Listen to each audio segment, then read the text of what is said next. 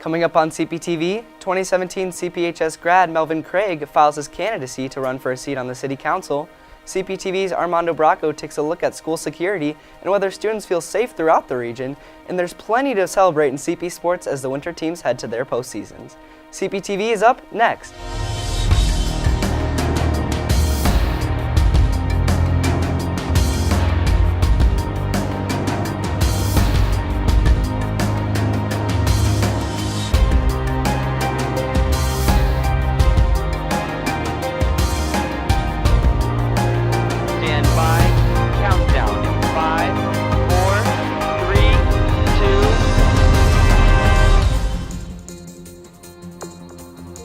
Hi, I'm Ellie Lockhart. And I'm Zach Jones. Welcome to CPTV. Kirsten Robinson will have your 5-day weather forecast, and Ram Harkness will bring us CP sports highlights. Here's what's happening at Crown Point High School. In a recent study appearing in the journal entitled Pediatrics and based on data from the American Youth Risk Behavior Survey, researchers demonstrated just over half of American middle school and high school students reported feeling safe in their respective schools. CPTV's Armando Bracco visited schools throughout the region to investigate their individual safety policies and what they are doing to provide safe school environments. 2,800 students enter and exit Crown Point High School every day. In the past, schools have been thought as a safe zone for learning, but this has changed as the problem of school shootings and attacks continues to rise, which can leave some students concerned for their own safety. Okay. We're actually going to be doing a lot here. We're in the process of doing that right now. First and foremost, we're going to be adding an additional SRO, Security Resource Officer, next year. So we'll have 2 full-time police officers at Crown Point High School starting next year. We're also adding what's called the Standard Response Protocol starting next year, which is going to be a new way that we're going to look at doing lockdowns and lockouts and evacuations. Yeah, I feel pretty safe at this school. I feel like there's enough events, activities, clubs that kids can go to if they ever don't feel safe or if they ever don't feel if they don't feel like they have anybody they can go to. We have a tip line now. We just have a lot of stuff that kids could use to help themselves if they're ever in that sunken place. I feel fairly safe at school, but I think there's always a fear in the back of everyone's mind that someone will bring in something dangerous and it could potentially bring harm to all the students and the teachers and the faculty. I'm not really sure specifically what we could in place in the school to prevent that, but maybe metal detectors, but we don't want to go overboard with that stuff and seem over the top. I feel pretty safe. We haven't really had much issues with that kind of stuff here, so when I wake up and come to school, I don't really think about there being any threats, though we should be aware and ready for it if it does happen. We tend to have a lot of fire drills here, and I feel like we need to be having more active shooter kind of drills, just because how often do you hear about schools burning down? So I think we should focus more on preparing our students for that. I also had the chance to speak with Hammond and Maryville school security personnel to ask them on their thoughts and plans for the future of school security. Every corporation needs to continue to improve safety. I don't care where they believe they're at on the spectrum of extremely safe or still working on it. Every school, no matter where they're at on any kind of scale, needs to improve safety. I'm still convinced that the best way to avoid such a disaster is to encourage people, if they see something, say something. Anything that enhances or strengthens school security is really good. Now, metal detectors at the front door and, scanning everybody that comes through the front door, I don't think that's the answer. I really don't. And I think it's more important that the students, the staff, the school personnel builds relationships with kids. And because we can have all the most expensive cameras and scanners and detectors and everything, but you never know what the kids or the students or the staff are thinking. Schools are learning from past events to make improvements in security. It is apparent that more and more schools are making security their #1 priority. For CPTV, I'm Armando Bracco. Melvin Craig, a 2017 Crown Point High School graduate, is running for an at-large seat on the Crown Point City Council. Craig is looking to get more youth involvement in politics in a rapidly changing political culture. CPTV's Evan Holland met with Craig to discuss his plans for CP and why he has chosen to run for office after graduating just over 2 years ago. Hi, I'm Melvin Craig. I'm a 2017 Crown Point graduate, and I'm running for City Council at large. Early last week, Melvin Craig announced his campaign for City Council at large. However, Craig isn't an ordinary candidate. He's just 19 years old. A friend of mine did a campaign last year, and I kind of worked on it with him a bit, and it's what really made me get into politics, I would say. Look at the results of the 2018 election. You know, the midterms elected a numerous number of people that were under 30 to elected office. I think it's really, really inspiring to see that example and see all the change that can be done by young people. If elected, Craig intends to use his position to impose more economically friendly policies, support small businesses, and give youth a voice in politics. People will say that, you know, the youth are not politically motivated or that young people are not interested in politics, and that's just not true. Many people just don't know where to start. So I think a great way to do that is by participating in our elections, especially municipal elections. We're a very diverse city, so I think it's important to have representation on in all our forms of government, but especially locally, because we're not all the same. You know, young people's voices should be heard, and I think it's very important that we have someone younger on the board, someone, you know, younger on the city council. The municipal elections will be held May 7th. For CPTV, I'm Evan Holland. Construction trucks and workers have cluttered the grounds of the Crown Point YMCA for months working on a large expansion project. The additions will increase the facility to 2 times its current size while featuring a new indoor track, pool, and outdoor splash pad. And they're looking for 100 students to fill new jobs. Here's CPTV's Lexi Simos with more.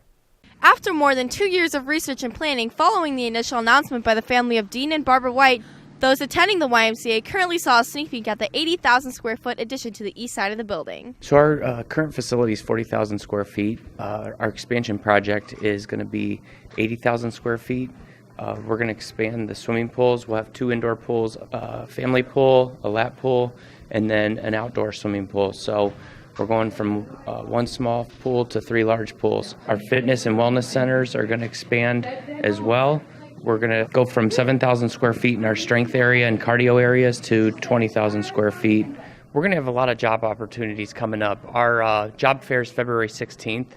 We're going to hire over 100 employees for the new facility, with the main focus being aquatics. The job fair will be February 16th at 11 a.m. to 2 p.m. Saturday at the YMCA.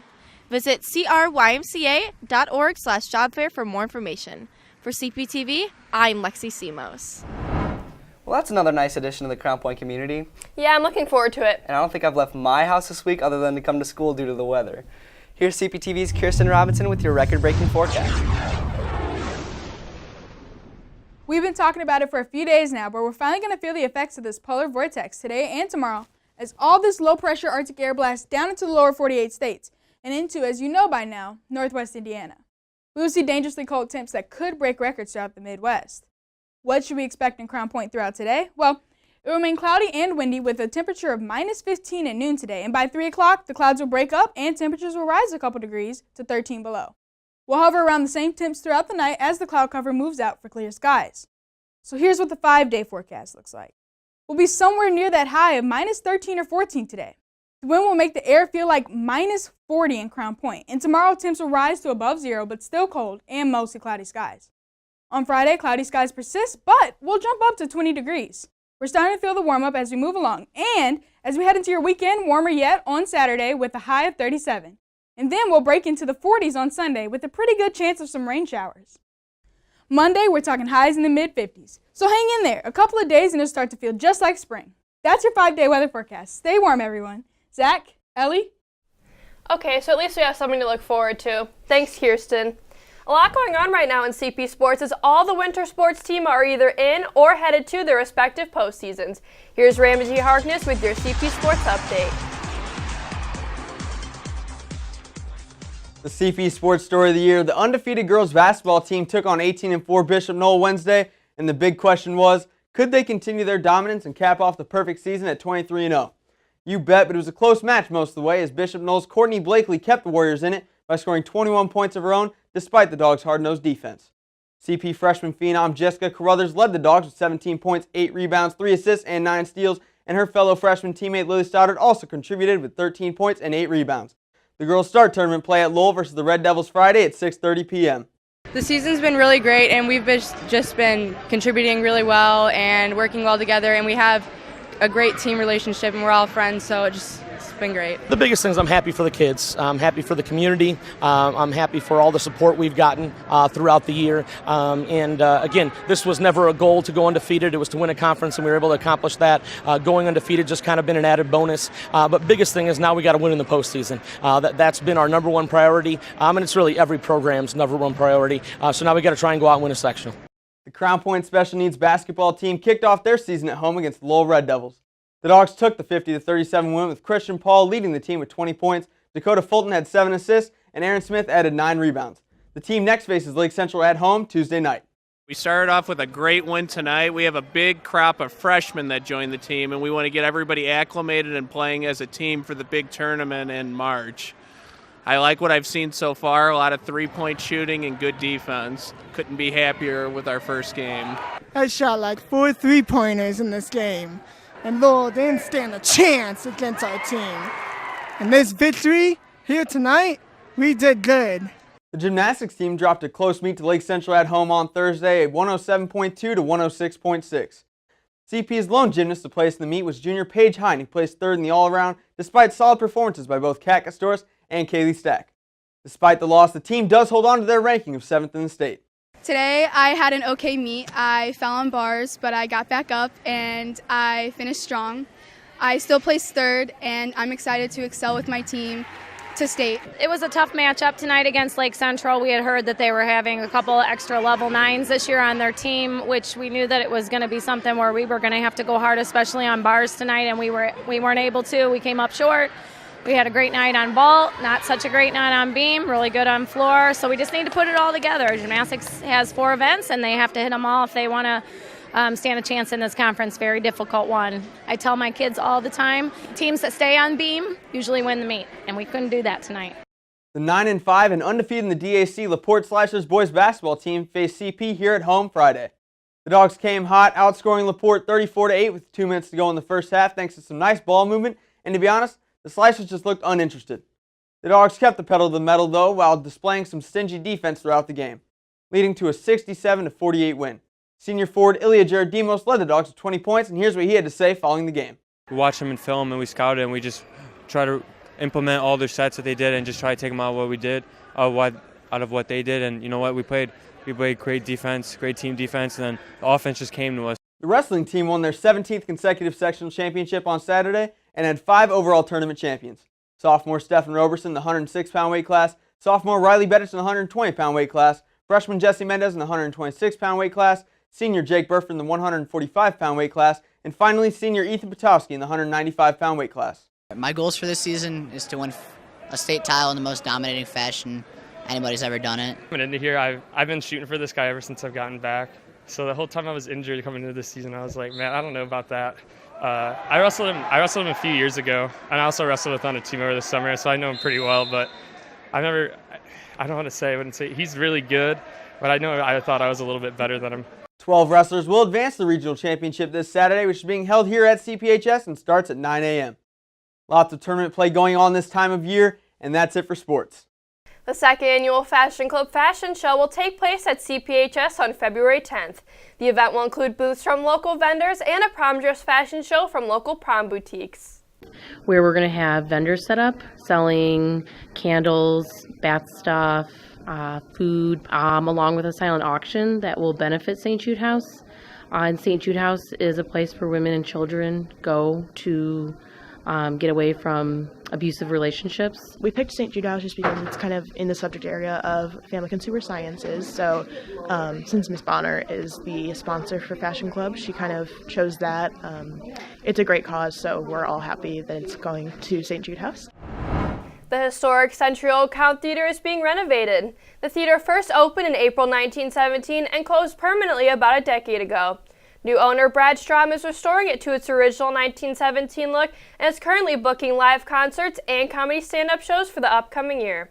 CPTV's Olivia Bianco met up with Strom to learn a little more about the renovation process and find out when construction will be completed. The Crown Theater used to be a staple for many Crown Point residents throughout the years. The past couple of years have seen a decline in the historic theater, though. After being shut down for 6 years, the Crown was bought by former Star Plaza employee Brad Strom. He plans to restore the movie theater into a space for live theater, comedians, and a small concert venue space. Strom also wants to bring a modern twist on the Crown Point Historic District, while still honoring its roots. Some people don't understand what really goes into a historic renovation or restoration. It's not just, I can't just walk in and do whatever I want to it, because as soon as I do that, I lose everything, as far as what's grandfathered in. And I've had to work side by side with the landmarks and the city of Crown Point, and every time I need to make a change or an alteration to the building, I have to present it before the city. It gets reviewed by a historical board. There's a lot that goes into it, and some people don't understand that, but we've done everything the right way and got all of our check marks from the city and everything at the state level that was needed to keep this building historically correct. I was passionate about the arts before. I've worked at the Star Plaza my whole life. 15 years old, I was over there. I didn't stay there for the money. I stayed there because I enjoyed what I was doing. I live locally here in Crown Point, so driving by this, I seen kind of, the vision and what I could do. So I got excited about it, and I just pursued it, and that was the thing. I got up every day and, pushed, and we're a few months in, and we're really happy where we're at, and we're getting excited to open up and show everyone, what we did inside. The new Crown Theater has a scheduled opening date for April 2019. During the first month, the theater will include comedy acts, rock and roll, kids shows, and other live music events to kick off the opening. So be sure to catch all the action live on the Crown Theater stage. For CPTV, I'm Olivia Bianco. As most know by now, the long-awaited Olympic-sized ice skating rink opened at Bulldog Park over winter break, and along with the grand opening came a boost in sales at local businesses. CPTV's Sarah Frey visited the rink and nearby shop owners to get a sense of how it has impacted the community. Located next to the square, Bulldog Park has become a popular location for Crown Point residents. Not only has it become a public hangout, but it has also benefited the local shops. You don't really get to see a whole lot of people out in the square having a lot of fun in the same way and bonding, but you can actually see friends that you didn't plan to see here and meet new people based off of the interest of ice skating. This area's grown a lot in the last decade, and it's brought so many people from so many areas to one location that people are kind of venturing out beyond Bulldog Park and utilizing different businesses, restaurants. It's something we really need as a community, because I feel like this whole area, the square, has been dead for a while to teenagers and stuff like that. So I feel like it's a great way to bring it back to life. I think the rink is going to be good for Crown Point. For skating is a great activity, and I think the youth hockey that it'll bring, hockey's a great team sport, and I think it teaches a lot of teamwork and morals. I think it benefits the community because it gives people a chance to, come out and come together to have fun, and it helps the community be more active and have something to do. And it's also really good for kids 14 to any age really to come out and get a job. Winter doesn't seem to be ending anytime soon, so make sure you come to Bulldog Park and see what it has to offer for you. For CPTV, I'm Sarah Frey. Free skating is open weekday nights from 5 to 9 p.m. and weekends from 11 a.m. until 9 p.m. That's it for today's show. Thank you for tuning in and being with us. Remember, you can view all of our past episodes on cptvmedia.com. You can also follow us on Twitter at CPTV Media. For Ram Harkness, Kirsten Robinson, and all of us here at CPTV, I'm Zach Jones. And I'm Ellie Lockhart. See you soon. Take care.